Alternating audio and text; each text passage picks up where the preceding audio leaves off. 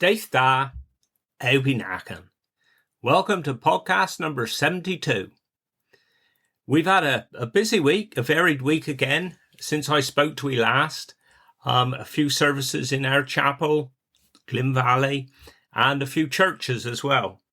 And Monday, we was up Davidstow. Now, that's just up the other side of Camelford, and 'tis a bit colder up there. You notice it from down where we are. And you could certainly tell which way the wind was blowing on Monday as well. But we had a very large attended funeral there. All went well. For those of you that don't know Davidstow, there's quite a bit around there, really. Just down the road is the old airfield that was built for World War II. And obviously it is all not used now. They've actually blocked off a lot of the side roads. Because when I was younger, that's where mother and father would take you to learn to drive. You go up there and they put you behind the wheel and say, off you go. And I know my mother actually did have one go at driving the car, and me and my sister was in the back, and father said she had kangaroo petrol in the tank because it wasn't very successful and she never tried again. But you've still got the airfield up there. And also, I'm sure the Cornwall at War Museum is still going strong up as well with our old mate Steve Perry. And that's a very interesting place to go. But as far as the church goes, they have got some nice pew ends up there. And one of them is carved a bagpiper. And of course, I don't think I've mentioned before, but we have got bagpipes down here in Cornwall. They ain't so big as the ones you get up in Scotland. The piper that comes to mind for me is Merv Davey up Withiel way. Fantastic he is on the bagpipes. And then also, quite close to the church as well, on the edge of Davidstow there, is Davidstow Creamery, where they make all the cheeses and that. And that's quite a big factory, quite big. But Davidstow gets his name, it's David's place. And legend has it that David built a church there, St. David, back in the 6th century, apparently when he was visiting his mother in Alternun. Now, on a side point, 'tis Alternun, because I remember listening to Radio Cornwall a few years ago and they pronounced it Alternun. And the Cornish never pronounce it like that. They always stress the last syllable kind of thing. So it's Alternun, not Alternun. But that's a side point anyway. Actually, while I'm thinking of this, I should have really left this for the next few weeks because we got a dear friend. He doesn't live Davidstow anymore, but he lived there in the area, 50 years or more, I think. A big connection with Davidstow. And I'm going to pop up and see him in the next few weeks and do an interview. So he'll be able to tell me a lot more about Davidstow than I'll ever know. And then Tuesday, we was up St. Q Church. A very big funeral for a dear old friend of ours, somebody I've known pretty much all my life, went to school with his daughter, and it was massive. The church was full inside. We had our PA outside as well. We were so lucky. The sun was shining and all went well. And dear George, I planned to do a podcast with him. I actually did speak to Sandra about it, but sadly, never got round to doing it. But it was a lovely, lovely funeral. But St. Q Church is actually dedicated to two saints. 'Tis St. Q, but also 'tis the Church of St. James the Great. So what I will do, I'll do a little bit of research, and then in the future, I'll tell you all about it.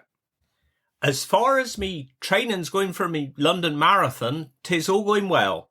I did 3 shorter runs during the week, and then last Sunday I did a 9-mile run. So always good.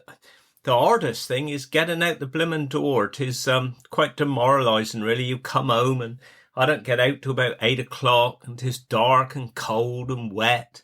Not very enjoyable at all, but always going well. I did have a bit of a mishap last Saturday. Beth said, why don't we go out on the push bikes? We haven't been out on they for ages. So we did a little 20-odd mile ride, which was lovely. Stopped off Cornwall Services, which was like a halfway point. But on the way there, I was going uphill and my blooming chain come off when I changed gear, and I didn't have time to unclip because my feet are clipped into the pedals, and over I went, and I'd done my shoulder in a bit, and where the bike landed on my left knee, that was all swollen and bruised. So that wasn't very good. And then coming back from Cornwall Services, coming down through Tremor, this squirrel run in front of me right across the road. Well, how I didn't hit it, I don't know. 'Twas like centimetres. And I did put a photo on my Facebook page of an incident that had happened with another cyclist where the poor squirrel had actually got jammed in the wheel.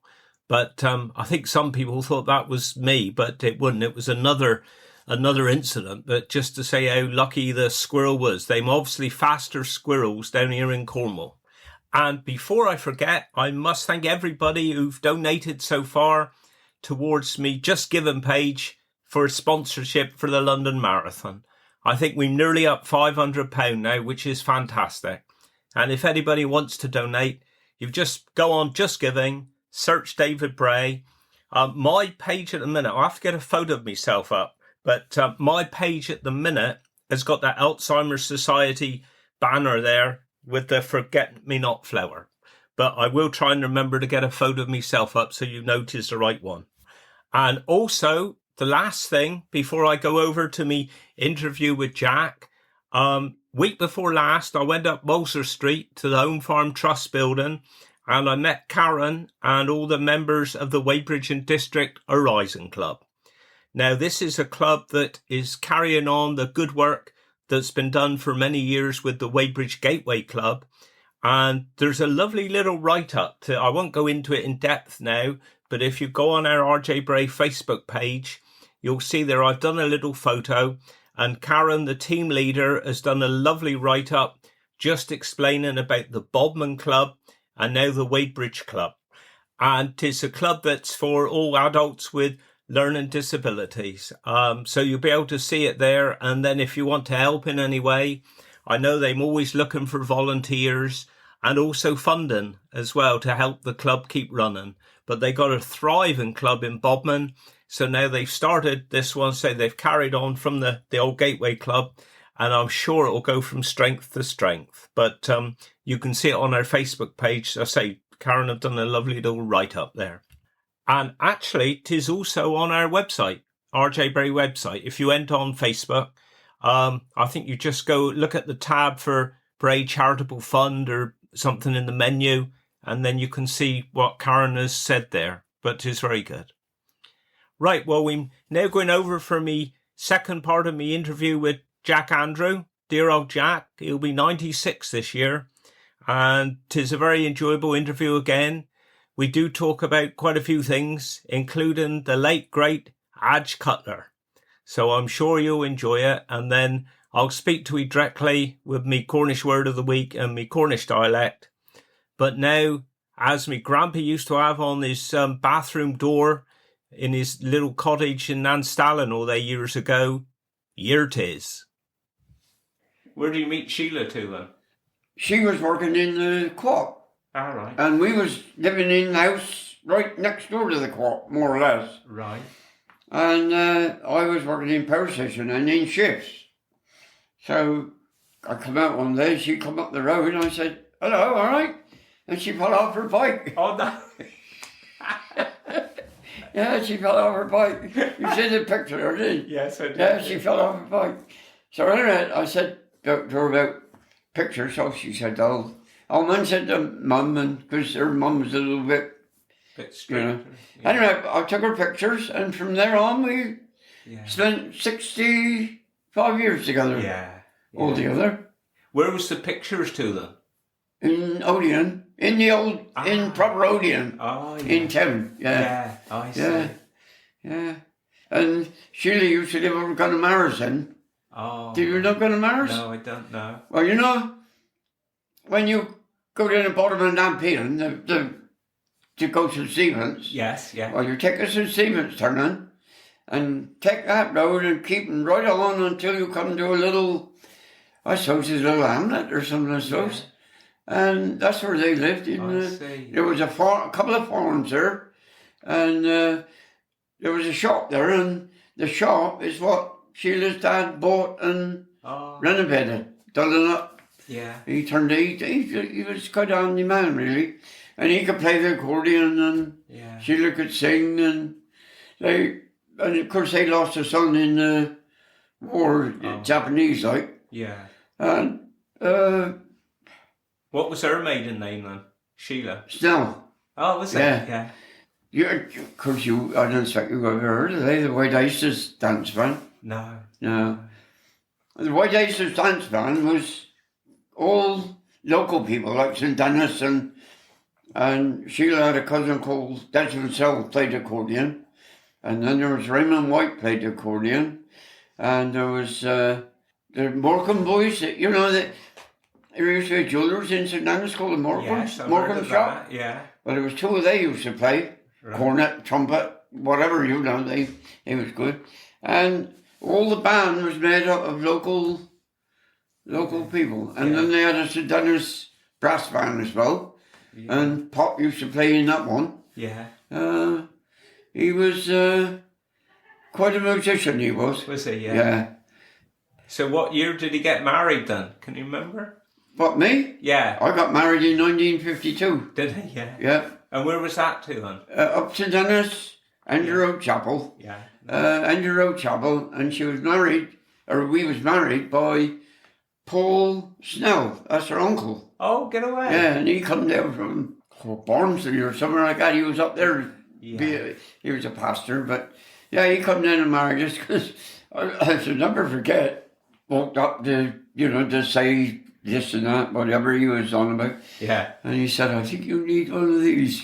Because I didn't know. Oh, no. Sorry. So he gave me a one of bloody strong white. And the first one I took, I coughed like hell. Oh, did he? Mint. Yeah. But no, he was good. And then we went from there, we went up to Gloucester for honeymoon. Yeah. And we stayed in her sister's bungalow. And we put our wedding ring and everything up there. Yeah. And I worked on the power station, and Sheila worked in the park. Yeah. And she used to manage it sometimes. If the manager was on holiday or sick, she used to run it. Yeah. Yeah. Because she was what they call, she was a manageress, but she also managed Roach Co-op. Because Roach Co-op and Nampion Co-op was all one item, so so maybe was quite clever, really. Yeah. When did you have your first house then? Was that then, or where did he live when you got married? No, we lived when we got married first, we lived with our parents in Gulmaris. Yeah. And Dr. Mitchell delivered our first baby in their front room, which used to be, I forget what the old chap was called now, used to be the shop, and the bed was in there, and Julie was born in there. Yeah. And Stephen was born down Redruth. Right. But, Dr. Mitchell was our doctor. Yeah. Dr. Woods, Dr. Mitchell, and... No, Julie was born in 53, Stephen 56. Yeah. That's right. We was married in 52. Yeah. Because that was the normal thing back then, wasn't it? When you got married, to live with one set of parents. That's right, yeah. Wasn't it? Yeah. Well, then we lived with them for quite a long time. And East LP, they had rows of houses, and they had some up Curran Road, they had some down Purley Terrace, and they were selling them off. If you worked for the company, you could buy one for £700. No, £300. Right. But if you didn't work for the company, and you could get one for £700. I see. Well, I saw George Stark. He owned one, and he was going to sell them because somebody left in a bungalow up on the Downs up. I see. We always called it the Downs anyway. Yeah. And we bought George Stark's house for £750. Right. Yeah. I had to borrow £75 off the insurance people for a deposit. I see. Pay. I mean, I ain't trying to hide anything. No, that's how we started. Yeah. And but Sheila worked in the co-op, and they used to sell furniture, and we used to buy furniture from the co-op, and yeah, it was all done pretty good, really. Yeah. One thing I meant to ask you, when you was young, how big was your house with mother and father and 10 children? Was that? There you've asked your question there. We, I can't tell you exactly, but I was born in a 2 up and 2 down. Right. I'd already got a brother and sister. Yeah. And I think there was more besides that. But then, a friend of father's, Raymond Bunt, Robert Bunt's grandfather. Oh, get away. Yeah. He had a house across the road, which was a 5-bedroom house. Yeah. And he sold the father for £500, I think. So, my father borrowed money to buy it, because back then there was no. So we went into the break, they called it, that house. I see. And we survived from there. Yeah. And I think Georgie was born over there. Of course, Georgie died when he was 60, 70. Oh, yeah. He had cancer. But, I mean, we're down to 3 now, and couldn't do much about that. That's one of the things. That, I worked a little while for George Trojan, butcher in Nampion. All right. And that's how I got the Trojan van. I passed the test for that one. Oh, yeah. At Bodmin. And I done my national service. And I joined the army in 46. Right. And I come out in 48. That's right. Yeah. Where was he stationed to for your national service, son? I was stationed. I went from St Austell Station to Colchester. Right. And done 6 weeks primary training, what they call. And then from there I went to Aldershot. Done 6 weeks up there. And then I came down to Yeovil and done a cook's course. Right. And then I went abroad. I was stationed in Egypt for 19 months. Right. Yeah. So, but other than that, my army life was, one place really. Yeah, exactly. Yeah.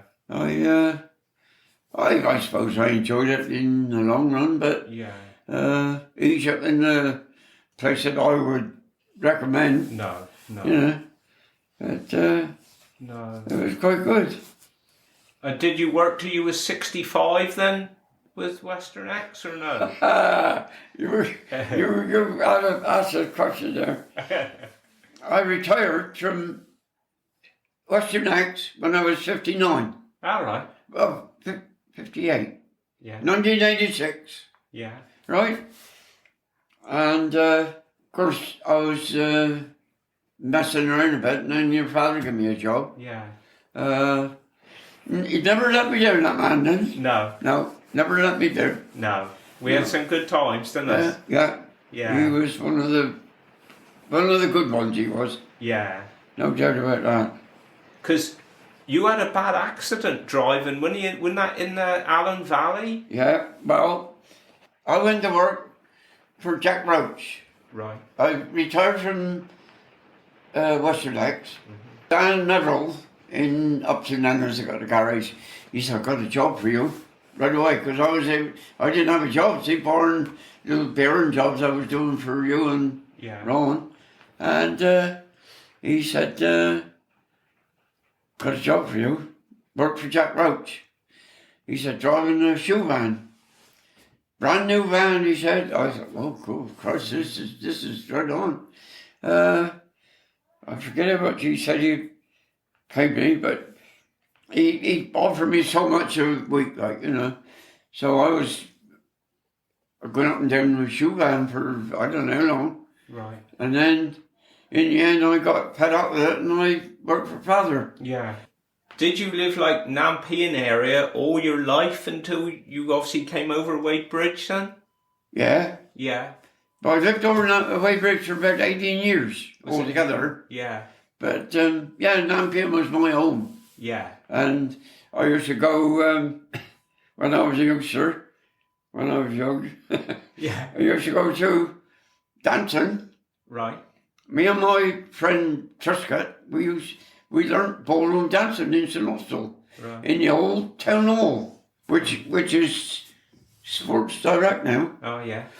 So you went dancing, yeah. That's right. We went dancing. We went ballroom dancing. I think it was about $6 a fortnight or something we paid to learn ballroom dancing.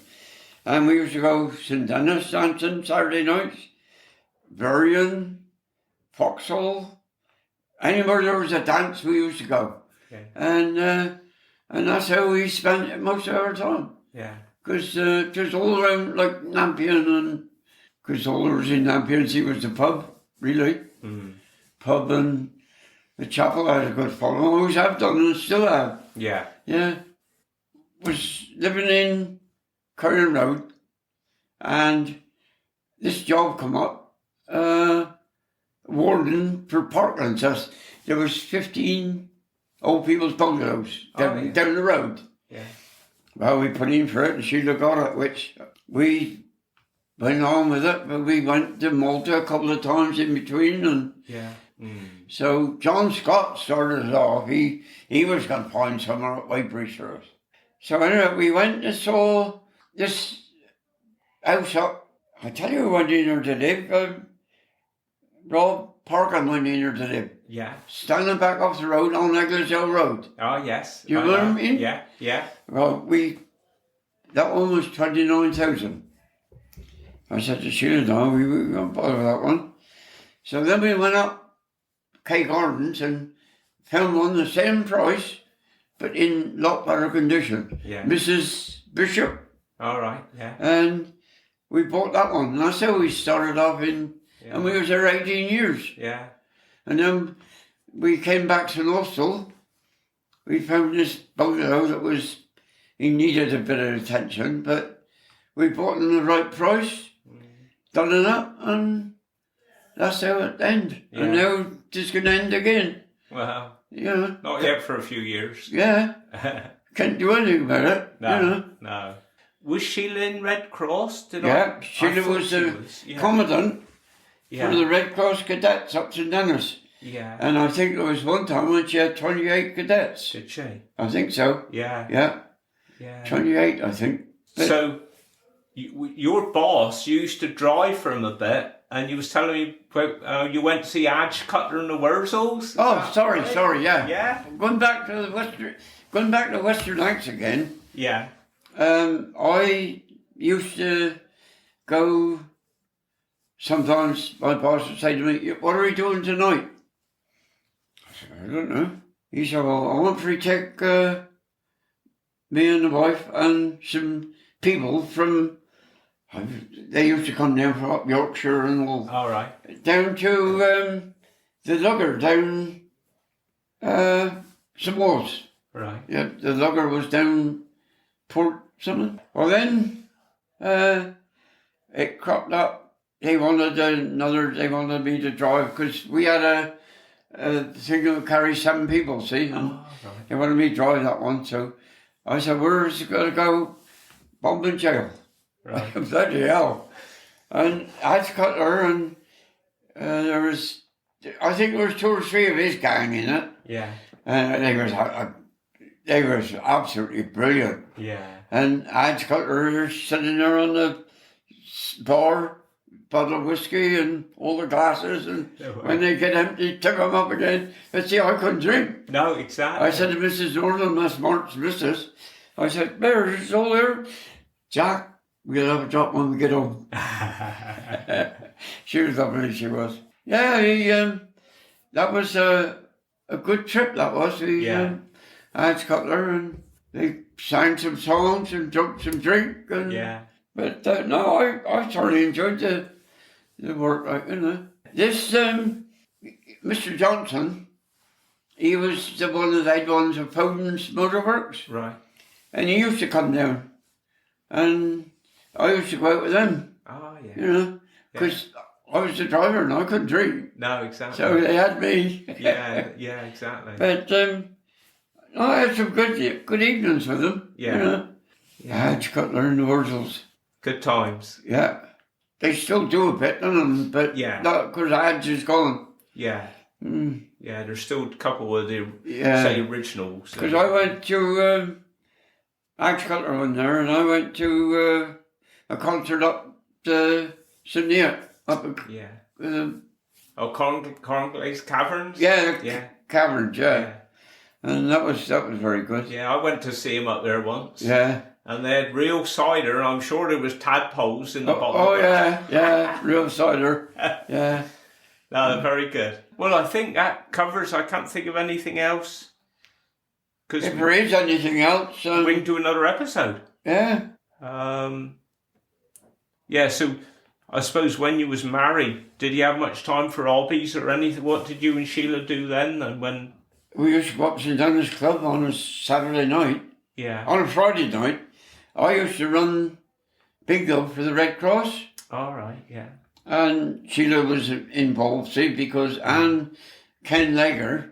And then we used to come down in the bar, and Eileen Tippett, you heard her, see? No. And Ray Tippett. She would play the piano, and we would have sing-song. Yeah. And that would go on till about kick it out time, you know? Yeah.